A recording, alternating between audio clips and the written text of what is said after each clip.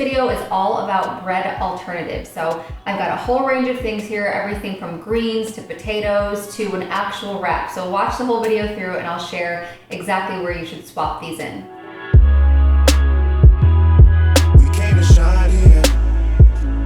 Hey guys, it's Mona. I hope you are doing super well and staying healthy. I hope your quarantine is going okay.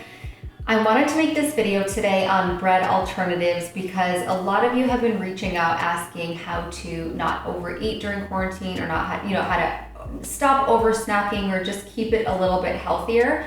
I think it's really understandable that it's difficult to not snack when you're working in the kitchen or 10 feet from the kitchen and there's things accessible to you all the time. And when produce isn't always as accessible, obviously we reach for like the dry food. So I wanted to give you a different range of options here for bread.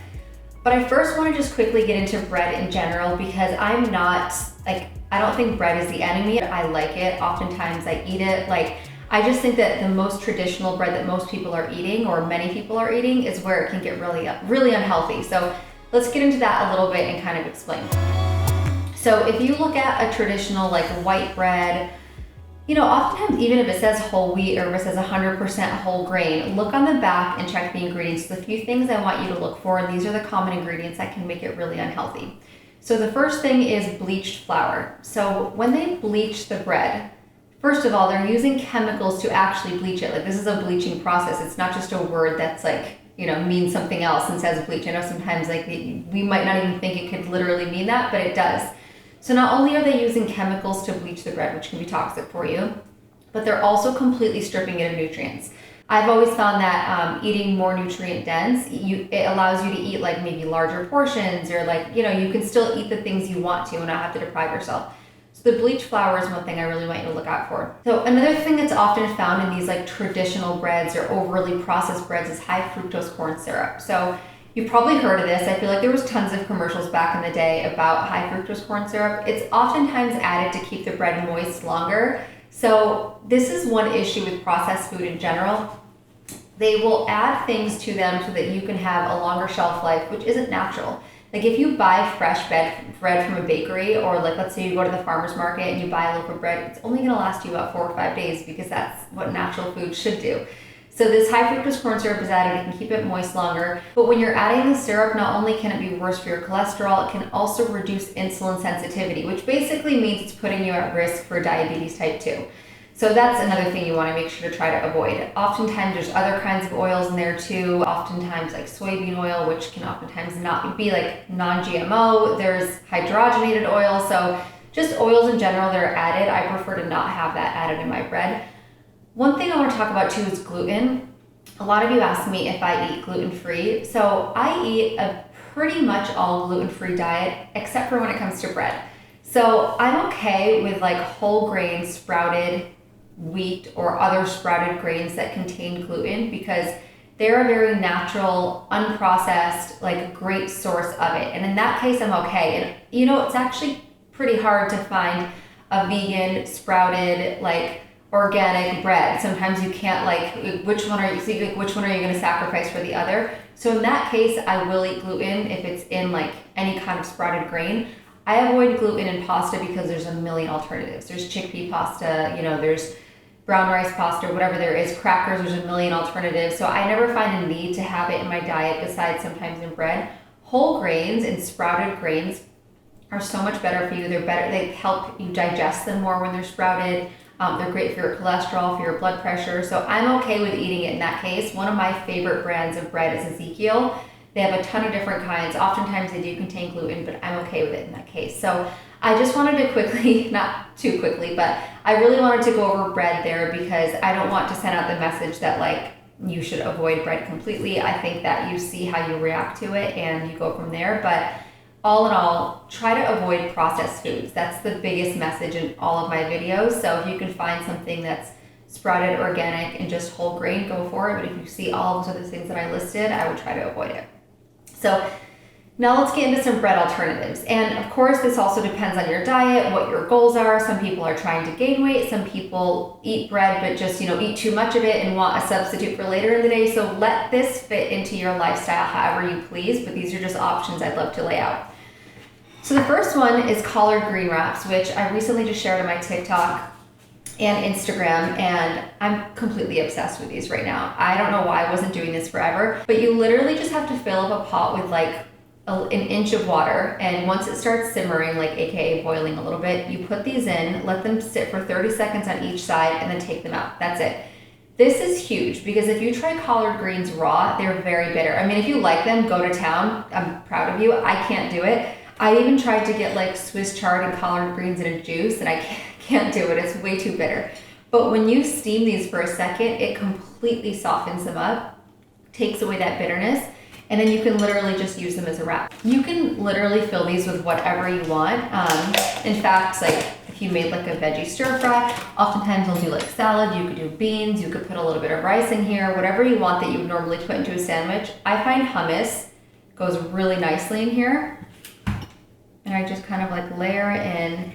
Hummus is also a great base or something with this consistency to like let things stick. Even on a regular sandwich, when I'm adding a lot of veggies or things, I find it's best to add something like this. Avocado works really well. You could use like a vegan cream cheese, anything you want. I don't have all the veggies that I would normally add here, but I'll throw like pickles in here, like some fresh dill, anything you want. And then I like to roll from the side that the filling is on and roll it up. I didn't fill this one with too much so it doesn't look overflowing, but that's literally it. And like, it's so good. And lightly steaming your greens really helps you digest them more. So if you feel like you get a little bloated from vegetables or they bother your stomach, this is a great trick. And like eating a dark leafy green like this, like it's so good for you. And oftentimes I know it's hard for people to get into their diet if you're not juicing, especially if you're not going out. This is the most amazing trick to add it in. So I highly recommend this one. It's incredibly simple. It looks complicated. So even if you had guests over and you wanted to make like a little lunch, it's actually really simple to do and it makes you look like a really good cook. So let's move on to the next one. So the next thing I want to talk about is a sweet potato. I actually don't know how I just discovered this. My friend Alyssa, shout out Alyssa Lynch, she was telling me how Whole Foods sells these like sweet potato toast things. And I was like, well, maybe I should just make it on my own because that seems super easy to make. And it's really, really simple. This is kind of a weird shaped sweet potato, but again, we're not being picky on groceries right now because we're lucky to get any kind of produce that we can. So we're still gonna make it work, but traditionally, if you have like a bigger size, it will look a little bit more like toast. But I'm just gonna slice off the ends and then kind of make them into little toasts. You can put this in an oven, in a toaster oven, at about 350 for maybe 15 minutes. It's really also all preference and how you want, like how crispy you want it, how soft you want it.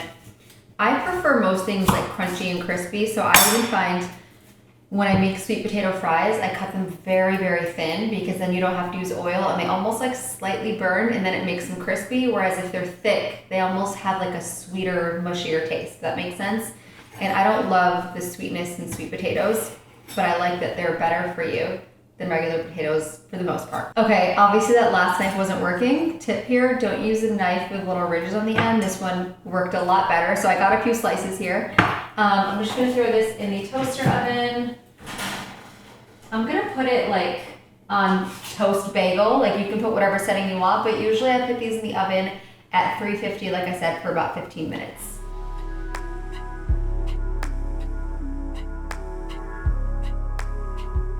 I honestly think that sometimes in the morning, you just want something to put cream cheese on or to put almond butter on. It's not that you're like craving bread, it's more that you're craving the topping. It's almost like for me when I go to like a Mexican restaurant, all I want is pico de gallo and guacamole, but I don't really care about the chips. So I'll try to get like veggies or whatever I can to dip into it. That's kind of the concept here.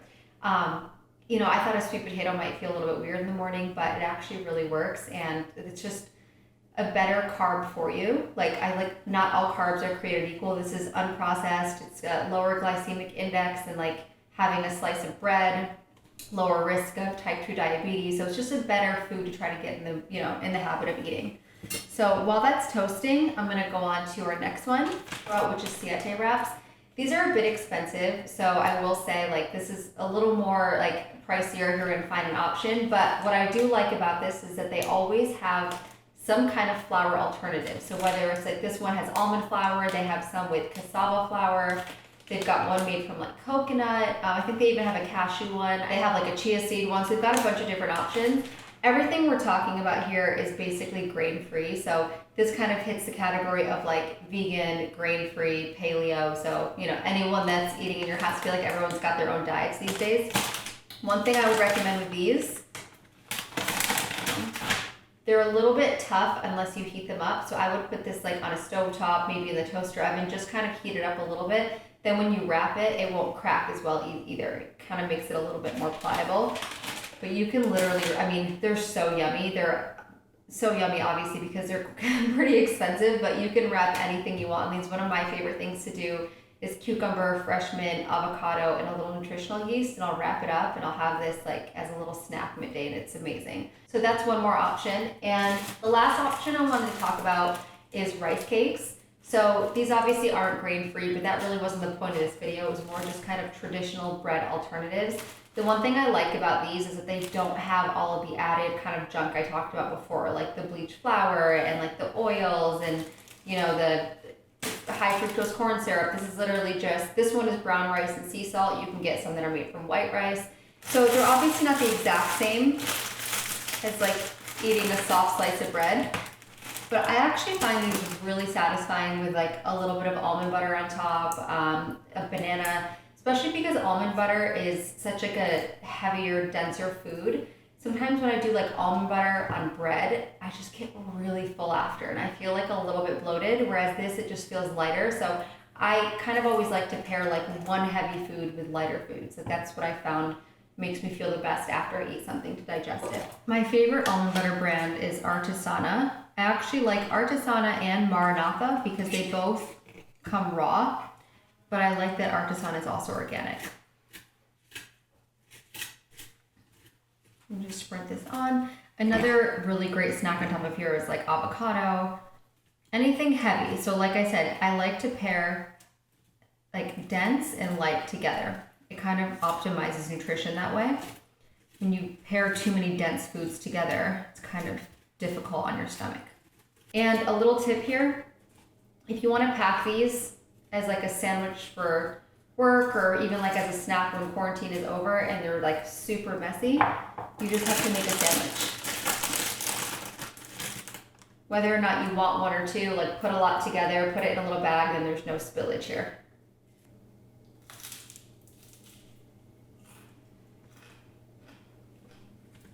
Go.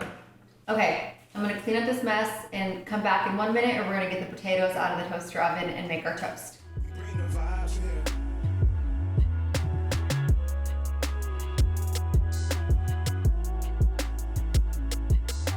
Okay, so here's how they look out of the oven. Again, if you get a bigger potato, this actually looks like a long slice of toast, so it is a little more satisfying in that way, but we're working with what we have here in quarantine. So I wanted to show one way to do it with this like vegan cream cheese. This one is by Miyoko's. This is a cashew-based cream cheese. I also really like Kite Hill cream cheese. That's more of an almond base, so it feels a little bit lighter. Cashew is a little bit heavier, but it's really delicious. Spread some of this on here. I also love Monty's cream cheese. It's like a place in New York, but I believe she ships. And she makes, like, this is chef, she makes her own like homemade cashew cream cheese, and it's so delicious because she'll do like a scallion one or like an everything bagel one. So I'm gonna do a few of these with cream cheese and then a couple with almond butter. This is also like, you could do little toast bites, so if you kind of want a little variation.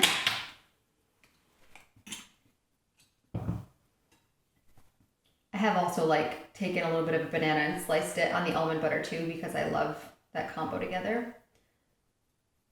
I've also done just like vegan butter or like coconut oil. So I literally treat this exactly like toast, and with it, whatever topping I'm kind of like vibing in the morning, it satisfies it. And this is a great one, like if you're staying with family, maybe they don't have the kind of bread you want, or you can't find it at the grocery store, you can always find like a yam or sweet potato. This is something that almost every grocery store will have versus like an alternative bread. You know, Ezekiel bread is actually like not as, I have had a hard time finding it during this quarantine, but that is really good. Yum. And it's so perfect. It's like soft, but still warm. So definitely try this.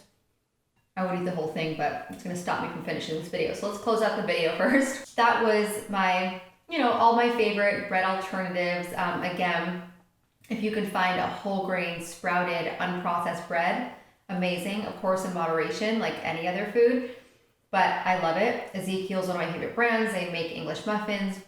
Food for Life has some good products. I can try to think of a few other brands below. If you wanna order your bread, it's a little more expensive, but Vegan Mario has a great brand, and he makes his own like vegan sourdoughs and everything completely unprocessed. So also, when all else fails, if you can find a farmer's market and support someone local when all this is over, that's also a great idea. What I'll do is buy it fresh and then eat like 3 slices, eat a couple slices for 3 days and then freeze the rest and just have it whenever I want, because that way it won't go bad.